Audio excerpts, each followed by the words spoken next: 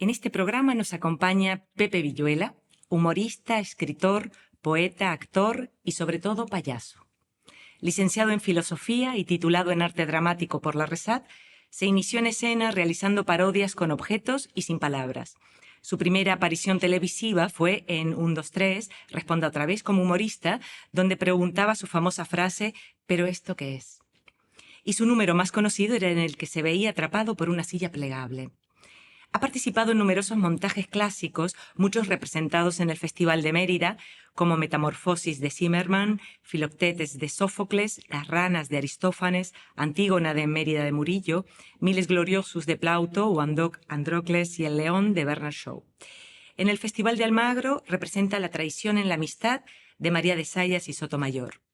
Ha trabajado con directores como Elena Pimenta, Gerardo Vera, José Luis Gómez, Juan Carlos Pérez de la Fuente, Natalia Menéndez, José María Mestres, Luis Dors, Ernesto Caballero, entre otros. Ha protagonizado la versión teatral del Pisito de Rafael Ascona, con dirección de Pedro Olea. En cine ha trabajado con Julio Medem, Javier Fesser, Paco Betriu, Juan Calvo y Javier Balaguer. Muy conocido es su papel de Chema Martínez en la serie Aída, y también participa en otras series como La Casa Guadiana de Radio Televisión Española y Matadero de Antena 3. Ha publicado Bestiario del Circo, El vientre de la carpa, Bestiario de teatro y Amarte sin saber, Las letras de tu nombre, La luz en la memoria y Silenciario. El 26 de junio, en las GAE, se presentará 1970 Sombreros, obra escrita con Arantzazu Riosalido. Es miembro de la ONG Payasos sin Fronteras y entre varios reconocimientos ha recibido en el 2023 el Galardón de las Artes y la Cultura de La Rioja, en 2016 el Premio Max a Mejor Protagonista por su trabajo en Rinoceronte, dirigida por Ernesto Caballero, y en 2014 el Premio de la Unión de Actores a la Mejor Interpretación Masculina Secundaria en Televisión por Aída. El 31 de mayo, en el Teatro del Barrio, se podrá ver Encerrona, dirección de Elena González, que vuelve de forma recurrente a la cartelera desde que fue estrenada en 1990. En julio, en el Festival Internacional de Teatro Clásico de Almagro, Guitón Onofre, El pícaro perdido, adaptación teatral conjunta de Villuela y Bernardo Sánchez, dirección de Luis Dors. Y en otoño, siguen con Las nubes de Aristófanes, dirección de Paco Mir. Muchas gracias, Pepe, por compartir este tiempo con nosotras. Un placer estar aquí. Muchas gracias. Pepe, ¿por qué teatro? Bueno, yo creo que porque siempre desde que empecé a hacerlo, siendo bastante joven, niño casi, descubrí que era un juego riquísimo, donde uno encuentra primero cosas personales, se encuentra uno a sí mismo o se busca a sí mismo, quizá no se encuentre, pero sí se busca y sí te encuentras con otras personas, con otros seres humanos que te enriquecen y luego se te plantea la posibilidad de jugar a vivir sin más peligro que el de volar, ¿no? El de volar sin ningún riesgo. Plantear situaciones, ideas, experiencias, propuestas que no son las tuyas habituales de cada día, explorarlas conjuntamente.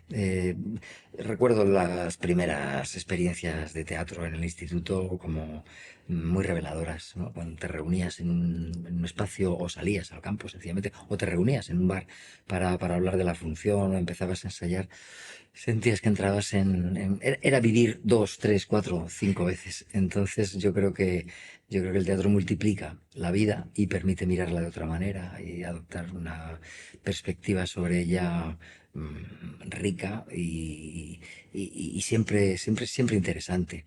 A veces lo que haces o lo que dices en teatro no te sirve, pero ya el hecho de que algo no te sirva te ayuda para saber qué es lo que no quieres, qué es lo que sí amas, qué es lo que, bueno, lo que eliges y qué es lo que rechazas. ¿Recuerdas la primera obra que viste? La primera obra que vi, la que recuerdo perfectamente, porque además no fue en un teatro, fue en el propio instituto y fue una compañía aficionada que vino a hacer un espectáculo sobre la Odisea. Estábamos todos y todas sentados en el suelo en un salón de exposiciones, una sala de exposiciones que había en el instituto. No teníamos salón de actos, pero era una sala diáfana. Y llegaron ellos con unos palos, unas telas, Yo no sabía que estaba viendo, no sabía ni que existía la Odisea, creo, en aquel momento, ni quién era Homero, pero de pronto empecé a ver el mar, empecé a ver las sirenas, empecé a ver las tormentas, la lucha con los elementos, con las deidades, y luego me enteré de que aquello era la Odisea, pero el viaje que yo viví también en esa fui otra Odisea, un viaje a decir, ah, existe algo a través de lo cual se puede disfrutar y hacer ver lo que aparentemente no está. Yo vi el mar, vi las nubes, vi morir, vi renacer, vi amarse y vi odiarse a los seres que pasaban por allí y descubrí que aquello tenía mucho potencial. No pensé en ningún momento que yo iba a ser actor, pero sí pensé que me iba a gustar el teatro ya para siempre a partir de aquel momento. Fue un flechazo. Yo tendría 14 años. ¿Y cómo fueron esos comienzos? Cuando ya Ujú. decidiste ser actor, Pues tu formación. poco tiempo después formamos un grupo de teatro en el instituto. Decidimos jugar nosotros también, no solamente ser espectadores, sino participar del hecho creativo. Y empezamos a buscar textos, a contar con profesores y profesores que nos ayudaban, a construir nuestros propios vestuarios, escenografías, a acondicionar el gimnasio que tampoco había en aquel otro instituto. Ya te estoy hablando de final de bachillerato. No había salón de actos, pero tapábamos las ventanas del gimnasio para que hubiera oscuridad suficiente, iluminábamos con los pocos elementos que tuviéramos, montábamos el escenario, transportando los pupitres desde las aulas hasta formar un escenario, juntándolos todos y atándolos. Es decir, era una tarea común de un grupo de alumnos y alumnas que estábamos entusiasmados por trabajar juntos y bueno, por conocernos, ¿no? Más a través del teatro. Así fueron los inicios. Luego ya vino la Escuela de Arte Dramático con posterioridad y allí ya, bueno, pues tuve una formación, digamos, un poco más académica y menos, diría yo, libre como la que había sido el tomar la iniciativa nosotros y empezar a formarnos haciendo, ¿no? Luego ya llegó la escuela y allí ya nos encontramos con profesores maravillosos y con unas instalaciones ya más adecuadas y con un camino y un corpus dramatúrgico y dramático que te forma ya, bueno, pues un poco más como, digamos, profesional. Pero creo que hay un punto de amateurismo y de aficionadismo, esta palabra no existe, pero creo que sirve para que nos entendamos, que debe permanecer siempre en uno. Yo creo que el afán, el deseo de aprender y de sentirte siempre aprendiz y estudiante es lo que te convierte en un entusiasta del teatro. Yo creo que el día que uno piensa, bueno, ya lo sé todo sobre esto, o ya no tengo nada más que aprender, uno empieza a aburrirse. Cuando tienes todavía la curiosidad viva y el decir, uy, yo no sé cómo se hace esto, yo no sé cómo abordar este personaje, qué misterio, ¿no? En dónde me voy a meter con él, en qué laberintos. Eso es lo que lo convierte todo en apasionante. ¿Y de qué te alimentas? ¿Cuáles son tus referencias, tus influencias? Bueno, yo intento alimentarme de lo que más cerca tengo, que es esa realidad con la que vivo todos los días, ¿no? Lo que pasa en la calle, las conversaciones que escucho, las noticias que leo, bueno, pues los comportamientos de la gente ante la realidad que le rodea. Yo creo que el teatro nace de ahí, de la propia realidad, de ese pálpito vital del día a día, de lo que escuchas y ves en los medios de transporte públicos, de lo que oyes en los bares cuando hay una noticia que impacta y que está siendo escuchada por todos a la vez. Es decir, de lo que es el escenario de la vida. Yo me alimento mucho de las personas. Ya en la escuela de arte dramático nos decían, mirad, sentaos a mirar y contemplad a la gente, cómo caminan, cómo se relacionan, cómo ríen, cómo lloran, cómo se comportan en una iglesia, cómo se comportan en una discoteca, cómo viven o vibran en una manifestación, cómo se aburren, pues no sé, mirando, asistiendo a un oficio religioso, como usted decir, cómo bostezan, cómo nos comportamos. Yo creo que el alimento de un actor y del teatro en general viene de tomarle el pulso a la vida. Payaso, poeta, filósofo. Bueno, Desde siempre han sido oficios peligrosos. ¿Cómo conviven? pues yo te lo decía antes de la entrevista, yo payaso sí me considero. Y además creo que, bueno, pues presumo, aunque quizá no debiera de serlo, ¿no? Me gusta muchísimo ser payaso. Poeta y filósofo creo que no. Me gusta escribir poesía, pero no me considero poeta. Y he estudiado filosofía, pero no me considero un filósofo. No, no soy una persona que se dedique a pensar y a elaborar argumentos ni teorías filosóficas. No, lo que pasa es que hay una parte de nosotros que inevitablemente nos convierte en filósofos de alguna manera a todos, no solamente a mí, y es que tenemos la capacidad de pensar, de decidir y de alimentar cuanto más mejor, creo, nuestro espíritu crítico. Y la duda. Y la duda. A mí me Sí. parece fundamental dudar, con lo cual pues yo dudo mucho de ser filósofo y dudo mucho de ser poeta. Y quizás sí sean actividades, no me gusta llamarlo oficios, bueno, aunque bueno, lo payaso sí podría ser un oficio, pero bueno, va más allá de eso. Pero sí que son actividades peligrosas. Recuerdo que una vez estando en el ejército, bueno, haciendo el servicio militar, el capitán de la compañía que nos entraba y nos estaba haciendo una entrevista a todos y cada uno de nosotros para ver qué hacíamos y cómo le vibrábamos, pues cuando vieron en mi expediente que estudiaba filosofía, en aquel momento era estudiante en la universidad, me miró y me dijo, eso es muy peligroso, ¿no? Él era un hombre muy conservador, bueno, más que conservador, yo diría reaccionario, de ultraderecha, manifiesto, y no le parecía demasiado conveniente que alguien se dedicara a pensar. Claro. Pensar es peligroso Es muy peligroso. para aquel que quiere tenerlo todo atado y controlado. Y yo creo que la poesía pues, nos lleva también al pensamiento, a la crítica, al buceo en uno mismo, al autoconocimiento. Y el payaso pues no deja de ser un personaje incómodo porque nos pone delante la vulnerabilidad, la capacidad de equivocarnos que tenemos y sobre todo lo pequeños y lo poco importantes que somos en el mundo, ¿no? Creo que si hay algo importante en el ser humano es que no es importante. Lo peor es creerse importante. Jacques Tati expresó, si al cabo de un año sigues queriendo rodar un gag, es que es bueno. Hablaremos más adelante de ese espectáculo, pero ¿imaginaste el camino que Encerrona conllevaría? ¿Cuánto tiempo se maceró esa idea antes de materializarse? Encerrona fue una salida de emergencia ante una situación laboral que no iba bien.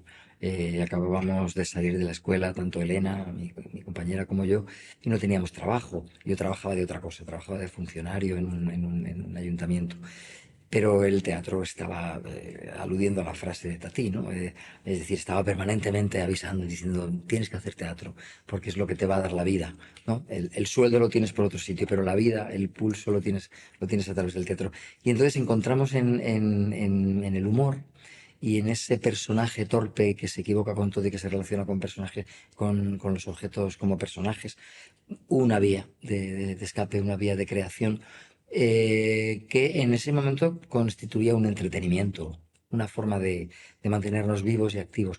Pero no pensábamos en ningún momento que ese iba a ser lo que yo ya creo que puedo decir sin ningún tipo de duda, que es el espectáculo de mi vida. Es el espectáculo que me ha acompañado desde que salí de la escuela hasta ahora que estoy ya en la sesentena. Entonces, es un espectáculo que surgió de una necesidad y que se ha convertido ahora mismo ya en algo absolutamente imprescindible para mí desde el punto de vista profesional y yo diría que vital también, porque no dejo de aprender de ese personaje. Yo creo que le he dado a él algunas herramientas, algo de lo cual no puedo prescindir, que es mi propio ser, pero él me ha dado a mí muchas alegrías y me ha dado de comer durante muchos años y sigue haciéndolo. Y nunca hay una función igual que otra. ¿No? ¿Recuerdas alguna anécdota en particular? Bueno, yo recuerdo muchísimas cosas con Encerrona porque he pasado por todas, ¿no? Desde muy buenas experiencias con un público entregadísimo y riendo a carcajadas con todo lo que hacías, porque llega un momento en el espectáculo o en cualquier espectáculo en el que ya la comunión que se establece entre el payaso y el público es tal que el micromovimiento más pequeño y más insignificante provoca la risa, ya hay como es como cuando, bueno, pues ya se contagia cualquier cosita. Y luego he tenido experiencias muy malas, experiencias de no funcionar Nada, sobre todo al principio. Quizá bueno, lo analizábamos, ¿no? Decíamos, ¿por qué la gente no se ha reído? ¿Qué ha pasado? Bueno, pues es que cada público, ya sea el público infantil, sea un público adulto, universitario, Los espacios también, los ¿no? espacios influyen muchísimo también. No es lo mismo actuar en la calle, en un espacio muy abierto, con sonido, ambiente muy ruidoso, que actuar en una sala íntima, pequeñita, donde todo tiene que ser mínimo. Vas aprendiendo a base de golpes y a base de caídas y a base de errores. El error es utilísimo, no solamente para el payaso, para los seres humanos. No queremos equivocarnos, pero afortunadamente, inevitablemente nos equivocamos y si aprovechamos esos errores, crecemos, ¿no? Entonces, pues hemos ido aprendiendo y anécdotas, pues bueno, pues que alguna vez me he caído de la escalera y me he hecho muchísimo daño, que otras veces han surgido cosas de propuestas del público, porque con el payaso lo que tienes es un canal abierto constantemente con el público. Entonces, la información que te van enviando a ti te enriquece y muchas de las cosas que están ahora en el espectáculo surgen porque ha habido algún comentario, porque ha habido risas en un momento que dices, ¿qué está pasando? ¿Por qué se ríen ahora? ¿Qué estoy haciendo que no me había dado cuenta en los ensayos que podía funcionar? Y el público te lo está diciendo. No sabes. No sabes muy bien qué. Y luego, bueno, pues va a pasar alguna vez algún niño o alguna niña suben al escenario porque no soportan la inutilidad del personaje y vienen a ayudar, ¿no? Es decir, esto se hace así, porque realmente están viviendo una angustia, es decir, vital, de decir, este señor no sabe hacer nada, no puedo soportarlo. Y suben y te ayudan, o te dicen, te ayudo, inmediatamente suben dos, tres, intentan quitarte la silla y tú ya no sabes qué hacer. Y bueno, dejarles que triunfen, te lo enseñan y entonces pues ellos se convierten en protagonistas. Ese tipo de cosas, bueno, hacen que el espectáculo, como tú decías, nunca sea el mismo en ninguna de las funciones que haces y que siempre que vas a salir, sabes que sales a una aventura nueva. Es hermoso también ver la temperatura. En algunos vídeos que he visto, comienza se escuchan voces de los niños. Cáete, ¿no? Como algo desde la crueldad parece, y de Sí, repente se va transformando y ya entra en la empatía y ya quiere ayudar y es como... hay evoluciones de es- todo tipo, desde la empatía hasta el odio por el personaje. Y al revés, a veces es la incomprensión con el personaje y al final el decir te voy a ayudar para que salgas de este lío. Porque si siempre el teatro es un diálogo, en el caso del payaso yo creo que lo es más todavía. Desde que sales, lo primero que uno tiene que hacer cuando sale a un espectáculo de payaso es conectarse con el público, pero además visualmente, mirarles, hacerles existir, que ellos tomen conciencia de que están allí contigo y de que todo lo que haces a partir de ese momento es para ellos y con ellos y que se va a ir transformando con ese diálogo. Digamos que es la destrucción de la cuarta pared, lo que uno hace cuando hace payaso, y abrir el espacio y conectarse con el público de manera que si el público ese día está enfadado, porque, no sé, pues porque has empezado tarde o porque es un aula que ha llegado especialmente irascible al teatro, es ese el pulso que tienes que tomar cuando los miras, ¿no? Pero el payaso lo que hace es eso, romper la cuarta pared y decir, estamos aquí con esta partitura que he traído, pero vamos a romperla entre todos, o no, o me voy a atener a ella. Los objetos, ¿cómo se articulan esas metáforas de lo cotidiano? Los objetos, en el caso del payaso que hago yo, son compañeros de esa escena. Siempre los he entendido y además fue un descubrimiento muy temprano, como de la manera que lo entienden los niños. Los niños cuando juegan con un objeto eh, también rompen esa distancia y no lo consideran un objeto. Hablan con él, el objeto le ponen voz y ellos le hacen hablar. Digamos que se relacionan de tal manera con el objeto que ese objeto deja de ser un objeto y se convierte en un El sujeto, en sujeto. alguien vivo, en alguien que te habla, en alguien que tú estás entendiendo perfectamente su idioma. Es la ruptura digamos, de la rutina de lo cotidiano en la que los objetos están ahí, y los ignoramos para incorporarlos de pronto como elementos vivos bueno, a tus ganas de contar historias, ¿no? Yo, bueno, pues ahora veo empezar a jugar a mi nieta y la veo que no tiene que pensar esto, ella lo hace. Ella se relaciona con los objetos como algo natural. Nosotros llega un momento en el que nos olvidamos de que podemos hacer eso y tenemos que recuperarlo y decir, oye, que puedo jugar con una silla como si estuviera viva y hablar con ella y entrar en ese territorio surrealista y loco que te permite, pues eso, humanizar a los objetos y que se conviertan, bueno, pues más que en marionetas. La marioneta se humaniza también y se convierte en un personaje, se convierte en alguien vivo, en alguien que te habla. Es entrar en otro territorio, en el territorio, o sea, si tú te pones en el metro a hablar con tu zapato, seguramente la gente va a apartar la mirada porque se va a sentir muy incómoda, va a pensar que está con un demente. Pero en el teatro adquiere eso otra dimensión. Ves a alguien hablando con un zapato y te parece poético, te parece hermoso, te parece sugerente, te parece inspirador. Bueno, Entras en el es el código, ¿no? territorio Sí. del teatro, es ese juego fascinante que cambia la vida. ¿Y cómo es tu proceso creativo? Tu primer encuentro con una idea. Pues intento no pensar, intento dejarme llevar por el juego, si algo me divierte en el camino, lo aprovecho.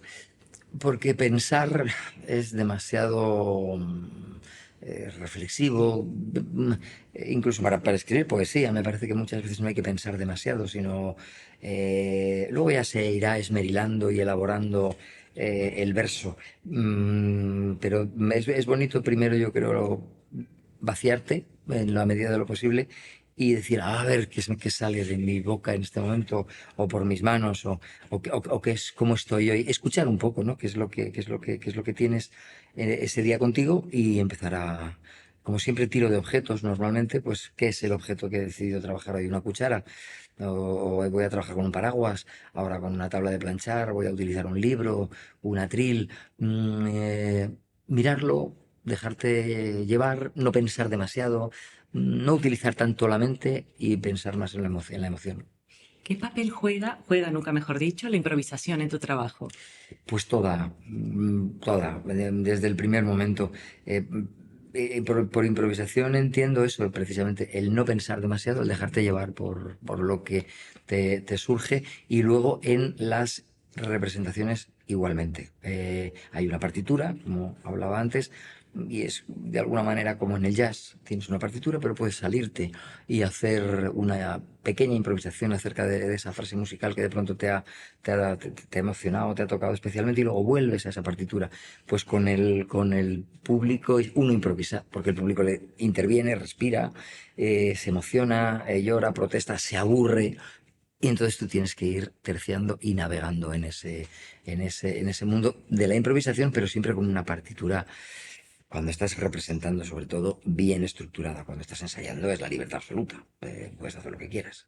Y hablando de la partitura, ya en el espectáculo, la dramaturgia de las acciones en la creación del contexto, ¿por dónde se empieza? ¿Cómo surgen esos? Pues una vez que ya tengo una idea, sí que empiezo a pensar en ella.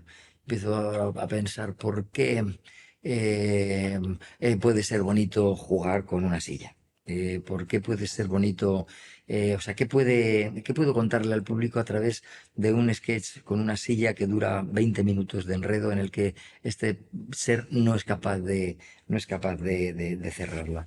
Y entonces uno empieza a tener ideas, ¿no? Y decir, bueno, pues esto es como todo en la vida, la complicación que tenemos ante cualquier cosa que iniciamos y que nos enfrentamos a lo aparentemente fácil, pero todo lo complicamos, ¿no? El ser humano lo complica todo. Entonces uno ya empieza a pensar, vale, pues entonces estoy haciendo una metáfora de cómo el ser humano se complica la vida ante lo más sencillo, ¿no? Como de pronto ante, pues eso, una silla que no es nada, crea un problema mayúsculo del cual no puede salir cuando realmente ahí no hay ningún problema. Es todo muchísimo más sencillo de cómo lo estás haciendo. No te compliques tanto la vida. Bueno, ahí ya sí empiezo a filosofar y empiezo a jugar a ser espectador de aquella idea que he tenido y a decir, bueno, pues por aquí se puede encauzar si uno quiere ponerse a pensar de eso, ¿no? Pero es como la música no en sí misma, en principio, no cuenta nada.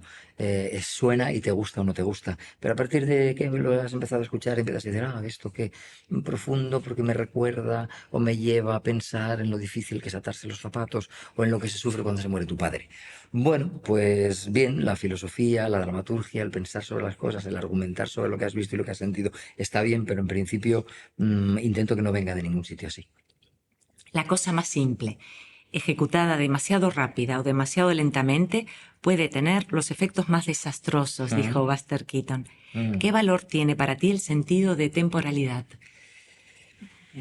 Pues como en la música y bueno, yo creo que en general en la vida somos tiempo. Entonces, según manejemos ese tiempo, vamos a poder relacionarnos y vamos a poder entendernos o vamos a poder confundirnos más, ¿no? Yo creo y en el teatro el valor de una pausa es muchas veces fundamental. El tiempo que tardas en entrar y llegar hasta la mesa desde que pisas la escena. Si tardas 5 minutos en hacer 2 metros, estás contando algo. Si no tardas nada, estás contando otra cosa. Es decir, la utilización del tiempo y de la velocidad, efectivamente, como decía el maestro, no había oído nunca esa frase, pero tiene mucho que ver con esa forma que le queremos dar a lo que queremos contar, ¿no? Entonces, pues, como en la escuela, aquel ejercicio que teníamos de ver quién era el último en llegar de esta pared a aquella, ¿no? Ir a la contra de la vida. Normalmente lo que queremos es ser los primeros, pero si lo que queremos es ser los últimos, ¿cómo nos movemos a partir de ese momento? Estás contando cosas muy, muy diferentes a través de ese manejo del tiempo y de la velocidad. Son juguetes también maravillosos, ¿no? El tiempo y el espacio. Ujú. La técnica, las ¿Mm? manos, los pies, el propio rostro, Sí. la acrobacia forman parte del entrenamiento físico Ujú, del clown. ujú. Eso no se sabe, luego se ve, pero no Eso se es, sabe. eso. ¿Cuál es tu rutina? Pues yo no he sido nunca excesivamente técnico. Estoy un poco incapacitado esa labor de búsqueda y de entrenamiento en lo técnico. Reconozco que cuando estaba en la escuela tenía un profesor de pantomima que se llamaba Julio Castronuevo, era magnífico, excepcional, maestro, que se esforzaba muchísimo en hacernos entender lo importante de la técnica y de la disciplina. Pues, por ejemplo, podíamos estar la hora entera moviendo un dedo y fijándonos en cómo se movía ese dedo y cómo después ese movimiento se podía ir trasladando a la mano y cómo es decir, ese aspecto de la técnica del machacar, del hacer escalas si estás tocando un instrumento repetidas veces, a mí me cuesta mucho y soy bastante poco disciplinado. Entonces, quizá yo lo que hago es olvidarme de esa técnica en estado puro e irme a la técnica ya aplicada a una determinada cosa que quiero hacer, ¿no? Lo repito muchísimo cada ejercicio con los objetos con los que hago, porque quiero que caiga de esta manera, porque quiero que el tiempo que tarde en caer sea el que yo quiero que sea, con lo cual digo, a ver, ay, quiero que caiga encima de este palo para que el palo salte y se vaya para allá. Eso lleva tiempo, lleva técnica y luego, como tú dices, no se tiene que ver, tiene que parecer que es la primera vez que ocurre. Yo ya digo que no tengo una aplicación, una búsqueda de la técnica por la técnica, sino que más bien me vuelvo técnico cuando ya tengo una idea y quiero hacer algo. Entonces ya sí lo trabajo muchas veces y lo repito muchas veces, todas las que sean necesarias hasta que consigo lo que quiero. Pero no tengo un entrenamiento diario pues no sé, de eso, de mover mi dedo. No, no. Reconozco que soy bastante vago para eso. El payaso, Ujú. ese ser al que conocemos desde hace más de 30 años, le hemos visto cambiar. Sí. ¿Puedes hablarnos de él? ¿Cómo ha sido la evolución? El payaso eres tú mismo. Es un personaje que tú creas. Otros personajes que interpretas en teatro son creaciones de otros, ¿no? Imaginación, lucubraciones, pues Shakespeare, de Lorca. de quien sea el dramaturgo, y tú, pues luego, bueno, creas sobre esa creación que previamente se ha hecho. Pero el personaje del payaso es tu creación y nace de tus vivencias, de tus experiencias, con lo cual a medida que van pasando los años, ese personaje se va modificando en la medida en que tú te vas modificando, ¿no? Yo no soy el mismo ser humano que era cuando tenía 15, 20 años, y el payaso que nació en aquella época pues es diferente también. ¿Cómo ha evolucionado? Pues en la medida en la que lo he hecho yo, enriqueciéndose en algunos aspectos en lo que tiene que ver con la experiencia y empobreciéndose seguramente en lo que tiene que ver con la capacidad física, porque pues uno va haciéndose mayor y va perdiendo elasticidad, va perdiendo velocidad, va perdiendo...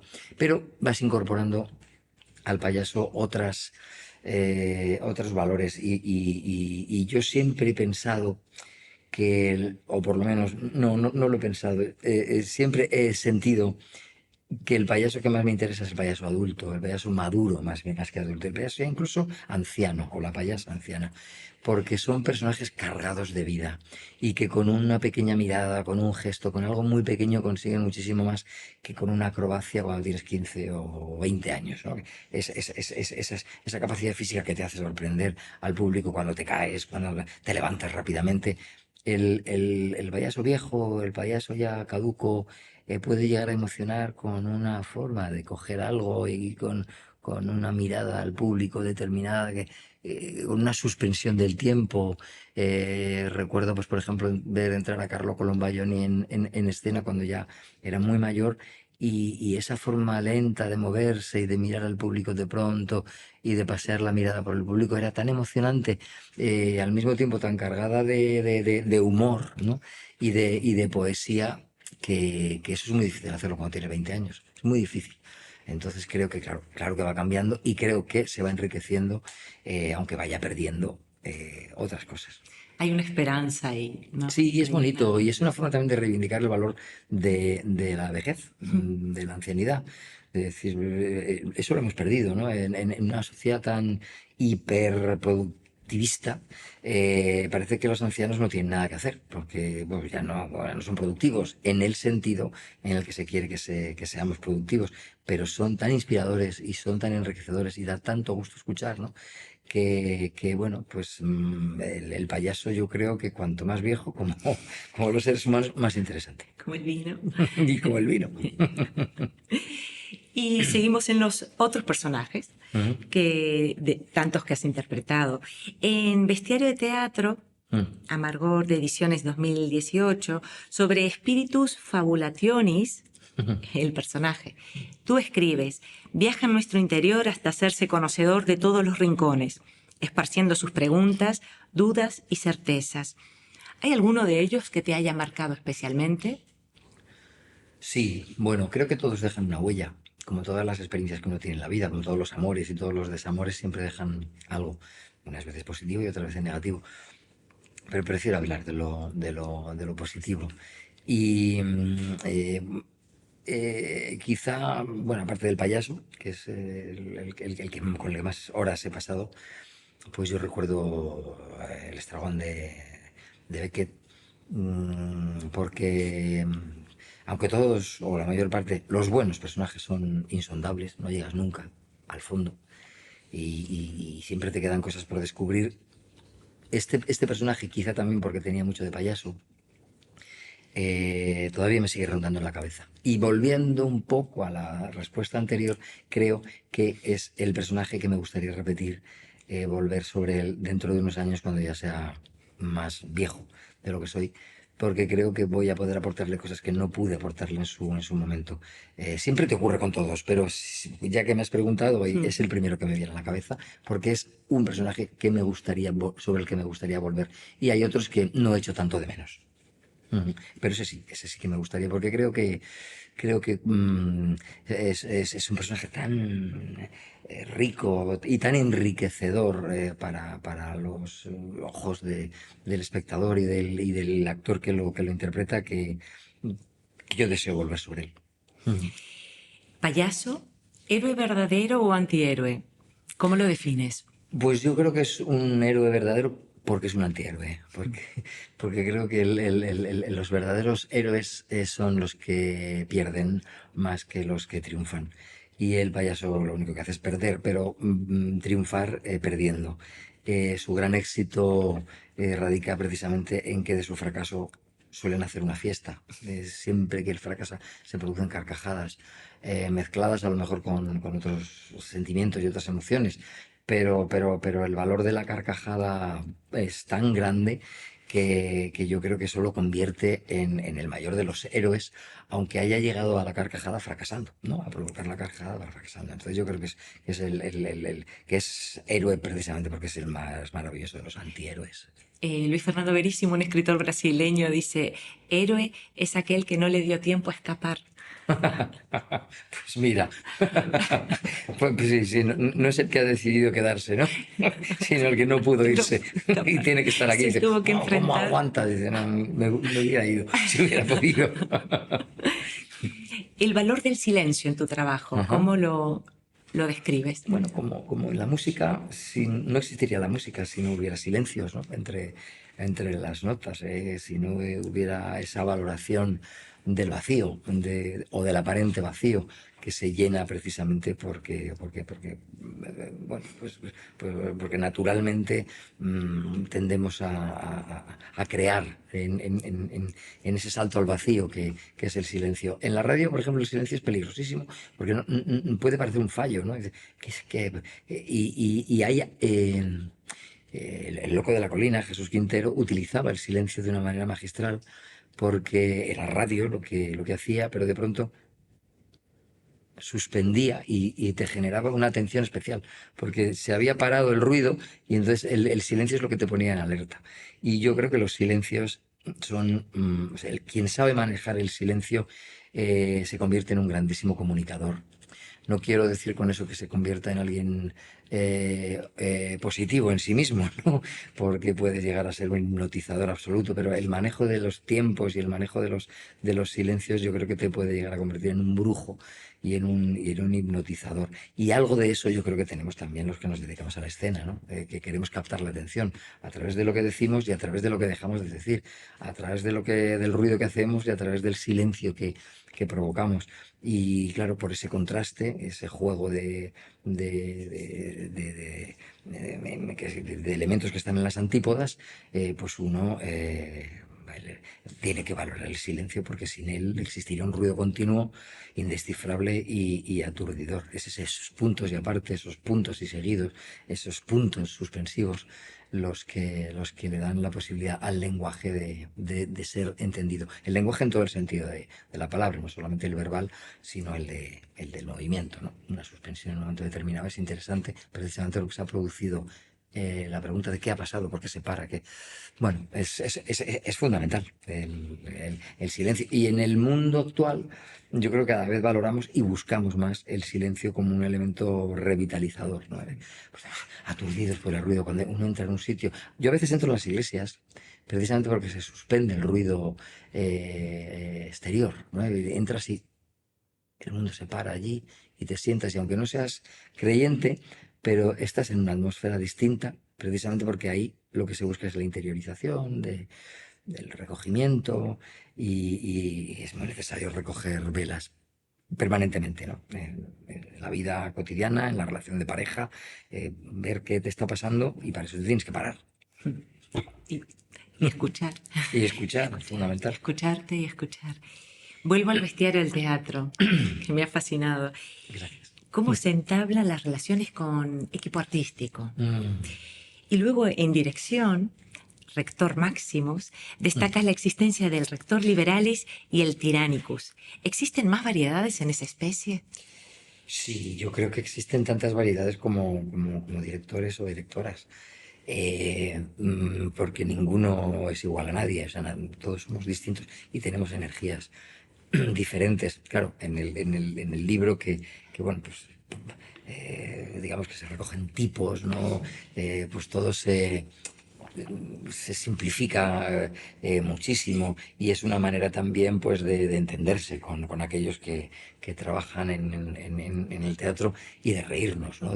Pues, de actor tiránicos que todos hemos, o con la mayoría supongo que hemos soportado y que no nos gusta.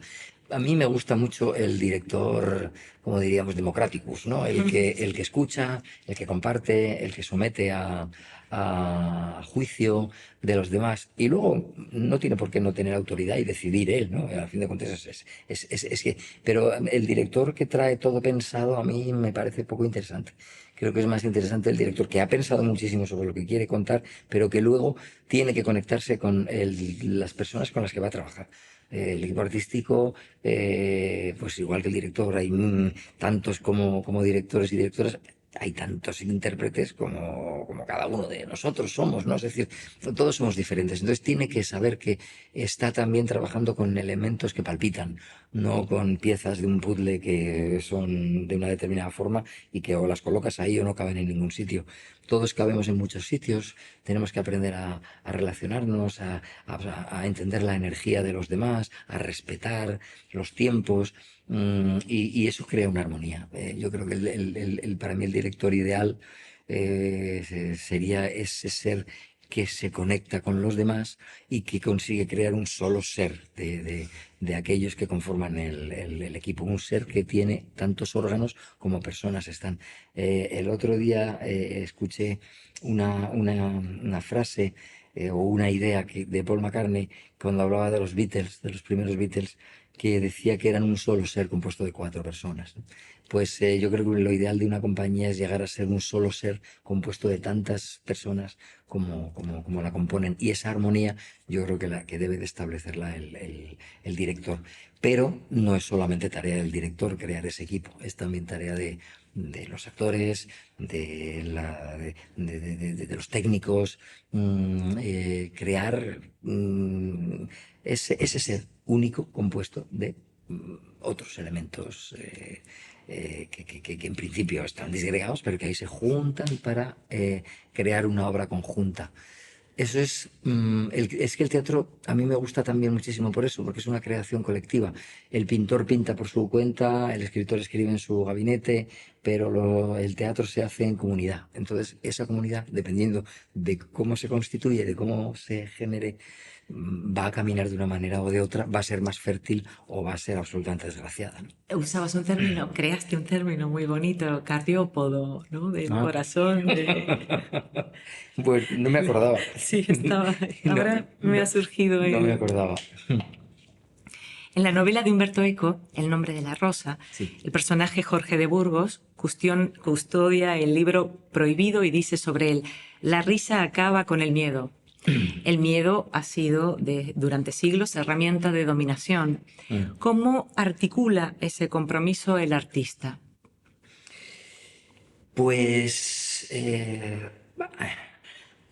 yo siempre, aparte de como lugar de juego y de disfrute, el teatro lo he entendido como un lugar de compromiso, como un lugar es decir, no solamente que ya es bastante, es un elemento para entretener, es algo que permite pensar, que permite mm, posicionarse, que permite reivindicar.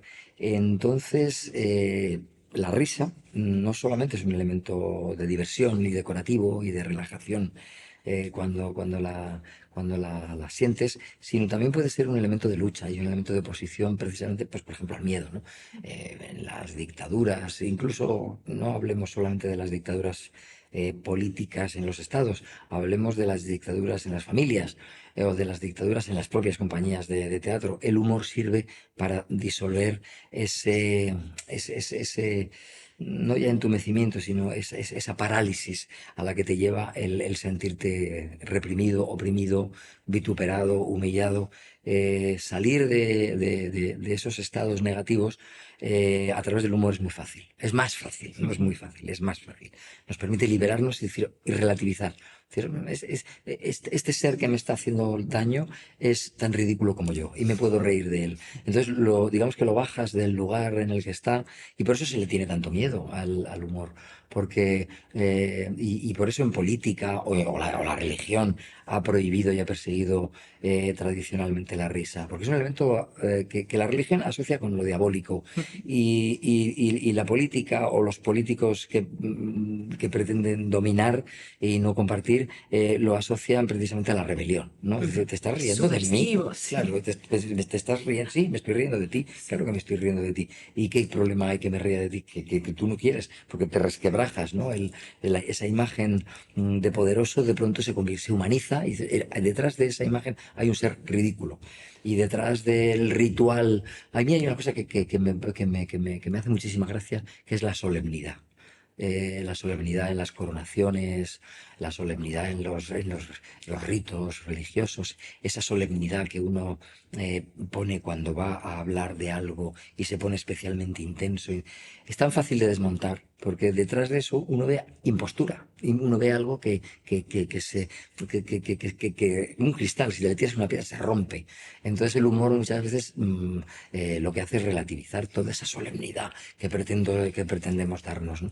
¿Qué puede haber más ridículo que una coronación de alguien que se pone muy serio, que le están poniendo una corona en la cabeza, que está con el cetro y que desde ese momento se convierte en el monarca de un gran estado? Estamos jugando. Y no lo quieres reconocer, pero eres tan ridículo, pues como ese niño del que te ríes que de pronto se pone a jugar a los soldados, los desfiles militares, esa solemnidad de los desfiles militares, esa marcialidad es absolutamente ridícula. Y es, bueno, pues a ese humor y a esa risa a lo que el poder siempre le ha tenido miedo. Y el teatro, y el payaso, y el clown, y el bufón, pues tienen tanta importancia y tanto poder, precisamente porque se pueden comprometer en contra de esas Me cosas. recordó la escena de Chaplin en El Gran Dictador, de Mussolini y Hitler. Es un gran ejemplo. Sí, sí, sí, de cómo se puede utilizar el humor como, no voy a decir arma, como herramienta, ¿no? Como De, de- herramienta. de- de des- de desmontaje de esas estructuras ridículas y excesivamente rígidas que pretenden hacernos creer que son las que hay que mantener, ¿no? Marido de Elena, Sí, papá de Camila y de Samuel. sí. ¿Cómo es integrar una familia de actores? ¿Cómo es el día a día? Pues curiosamente es muy cómodo, porque o sea, no es aburrido. Eh, Muchas veces cuando tus hijos te cuentan cosas, tú ya, digamos, has pasado por ahí y entonces puedes, no digo que tu experiencia les sirva, pero sí, de nuevo volvemos a la relativización, ¿no? Si al final todos tenemos las mismas experiencias. Por eso el teatro es un acto comunitario en el que nos reconocemos en los personajes, porque al final todos nos enamoramos igual, todos sufrimos de la misma manera. Entonces, bueno, pues en una familia de actores, cuando llegan los jóvenes de la familia con determinados problemas o determinadas cuestiones, pues no es que te les vayas a dar de listo, pero sí que dices, bien, bien, no te preocupes, esto es normal, ¿no?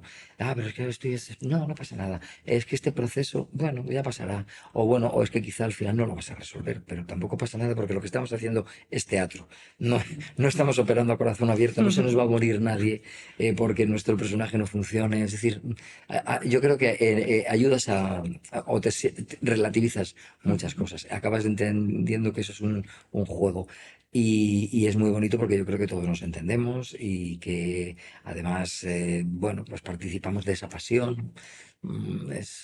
Nosotros lo vivimos muy bien, y falta una persona, es la pareja de Camila, que también es actor. O sea que es una familia absolutamente, diría yo, mm, endogámica y muy aburrida, en el sentido de que nadie, bueno, todos trabajamos en lo mismo, ¿no?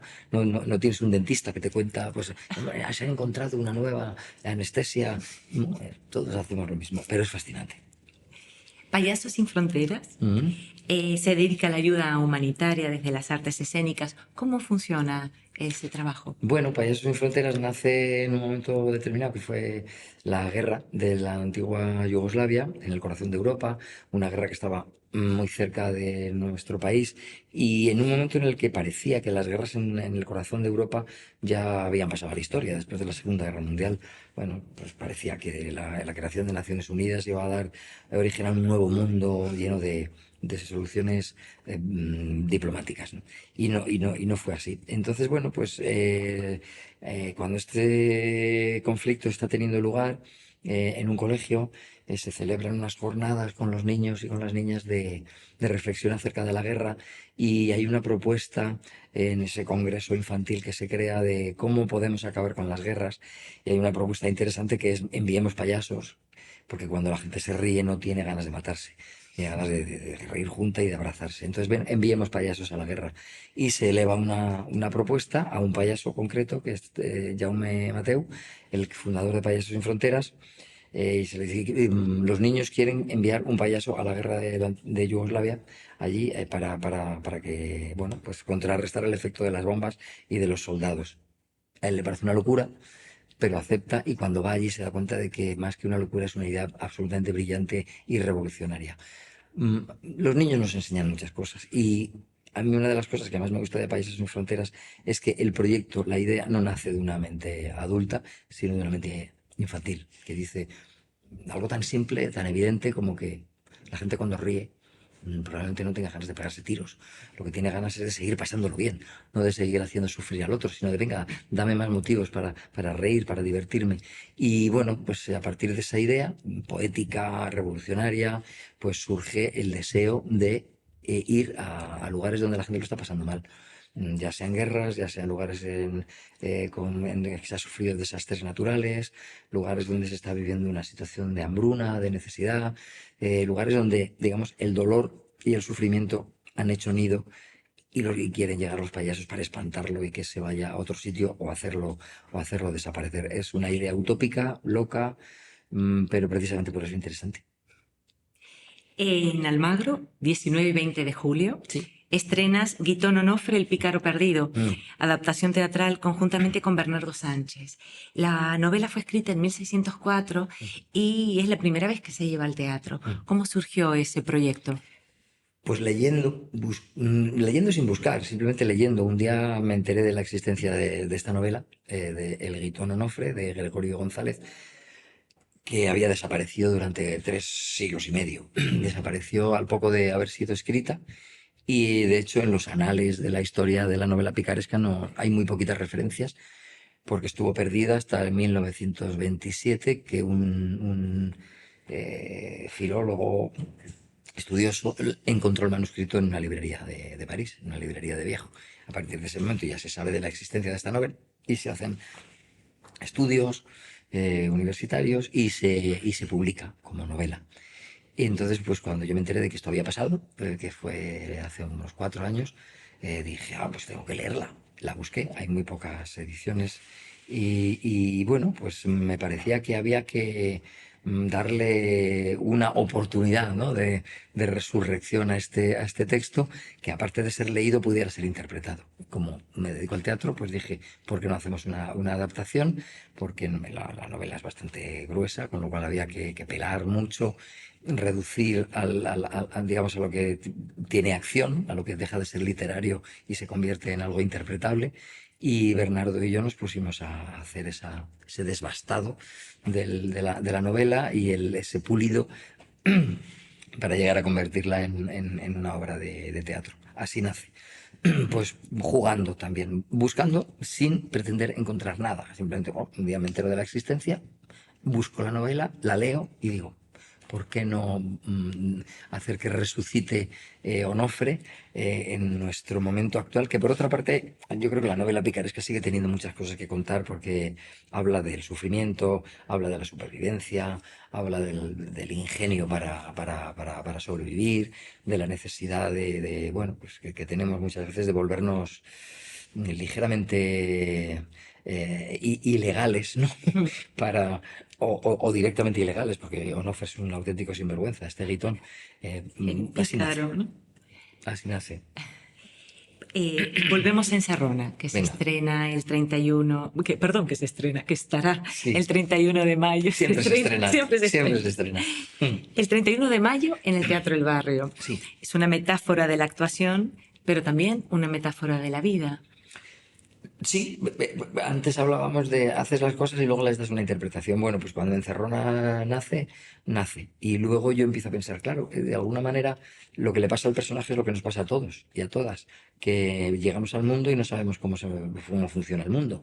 Y entonces empezamos a relacionarnos con él y nos damos trompazos, y nos caemos y nos volvemos a levantar y poco a poco pues vamos aprendiendo a base de errores.